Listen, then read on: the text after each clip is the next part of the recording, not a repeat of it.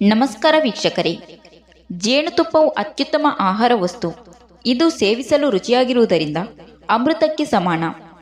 ಜೇನುತುಪ್ಪದಲ್ಲಿ ಔಷಧೀಯ ಗುಣ ಇರುವುದರಿಂದ ಇದನ್ನು ಪ್ರತಿನಿತ್ಯ ಸೇವಿಸಿದರೆ ನಮ್ಮ ದೇಹಕ್ಕೆ ಅಧಿಕ ಪ್ರಯೋಜನವುಂಟು. ಹಾಲಿನೊಂದಿಗೆ ಜೇನುತುಪ್ಪವನ್ನು ಬೆರೆಸಿ ಸೇವಿಸುವುದರಿಂದ ರೋಗ ನಿರೋಧಕ ಶಕ್ತಿ ಹೆಚ್ಚುವುದು ಮತ್ತು ಆಯಸ್ಸು ವೃದ್ಧಿಯಾಗುವುದು. ಜೇನುತುಪ್ಪವನ್ನು ಬಾಯಿ ಹುಣ್ಣಿಗೆ ಹಚ್ಚುವುದರಿಂದ ಬೇಗನೆ ಗುಣ ಕಂಡು ಬರುವುದು. ಜೇನುತುಪ್ಪವನ್ನು ಕ್ರಮಬದ್ಧವಾಗಿ ಸೇವಿಸುತ್ತಿದ್ದರೆ ಮಲಬದ್ಧತೆ ನಿವಾರಣೆಯಾಗುವುದು. ಪ್ರತಿದಿನವೂ 1 ಚಮಚದಷ್ಟು ಹಳೆಯ ಜೇನುತುಪ್ಪವನ್ನು ಸೇವಿಸುತ್ತಿದ್ದರೆ ದೇಹದ ಶಕ್ತಿ ಹೆಚ್ಚುವುದು, ಆಯಾಸ ಮತ್ತು ಆಲಸಿಕೆ ನಿವಾರಣೆಯಾಗುವುದು.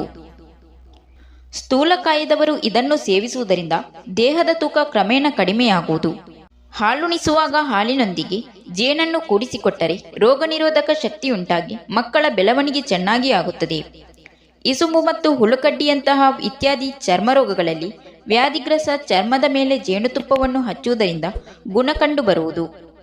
ಪ್ರತಿದಿನವೂ ಬೆಳಿಗ್ಗೆ ಎದ್ದ ಕೂಡಲೇ ಬಾಯಿ ತೊಳೆದುಕೊಂಡು ಜೇನುತುಪ್ಪವನ್ನು ಖಾಲಿ ಹೊಟ್ಟೆಯಲ್ಲಿ ಸೇವಿಸುತ್ತಿದ್ದರೆ ತಿಂದ ಆಹಾರ ಚೆನ್ನಾಗಿ ಜೀರ್ಣವಾಗುವುದು, ಶಾರೀರಿಕ ಶಕ್ತಿ ಹೆಚ್ಚುವುದು, ಆಯಾಸ ಮತ್ತು ಆಲಸಿಕೆ ದೂರವಾಗಿ ಧಾರಣ ಶಕ್ತಿ ಅಧಿಕಗೊಳ್ಳುವುದು. ಒಸಡುಗಳಲ್ಲಿ ಕೀವು ತುಂಬಿಕೊಂಡರೆ, ಊತ ಮತ್ತು ನೋವು ಕಂಡು ಬಂದರೆ ಆ ಸಮಯದಲ್ಲಿ ಒಸಡುಗಳಿಗೆ ಜೇನುತುಪ್ಪ ಹಚ್ಚಿ ಜೇನುತುಪ್ಪದಲ್ಲಿ ನೆನೆಸಿದ ಹತ್ತಿಯನ್ನು ದವಡೆಗಳಲ್ಲಿ ಇಟ್ಟುಕೊಂಡರೆ ಹಲ್ಲು ನೋವು ಮತ್ತು ಒಸಡುಗಳ ನೋವು ನಿವಾರಣೆಯಾಗುವುದು. ಜೇನುತುಪ್ಪ ಹಚ್ಚುವುದರಿಂದ ಸುಟ್ಟಗಾಯ ಬೇಗ ಗುಣವಾಗುವುದು ಮತ್ತು ಉರಿ ಶಾಂತವಾಗುವುದು. ಜೇನುತುಪ್ಪ ಸೇವನೆಯಿಂದ ಸಂಭೋಗದಲ್ಲಿ ಆಸಕ್ತಿ ಹೆಚ್ಚಾಗಿ ತೃಪ್ತಿ ಕಂಡು ಬರುವುದು, ಶೀಘ್ರ ವೀರ್ಯಸ್ಖಲನವಾಗುವುದಿಲ್ಲ ಮತ್ತು ಸಂಭೋಗದ ನಂತರ ಆಯಾಸ ಕೂಡ ಕಂಡುಬರುವುದಿಲ್ಲ.